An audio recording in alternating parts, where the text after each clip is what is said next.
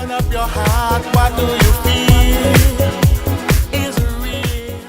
For those of us who pray and for those of us who don't, this language might include God, but even if you don't include God, I hope this language can include you. Even them. So dearest God, Nefesh HaChaim, living soul, it's enough already. We've been calling out in all the names that we can call you for a very, very long time to ask for just one thing over and over. No more needless death. Your children elected to office have mostly forgotten the answer to a very important question. And the question was, am I my brother's keeper? And the answer is, yeah. And so God, we're asking you to help us remember that.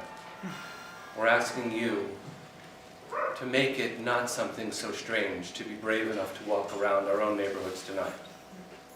And we're asking you to strengthen the bonds of fellowship so that one day we can be together for no reason at all. And so we call out to you to hear us. And God, I wish I would feel a little bit more humble, but right now I'm just more angry than anything else.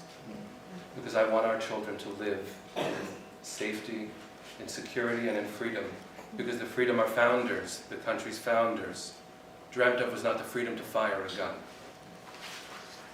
It was the freedom to live a life secure.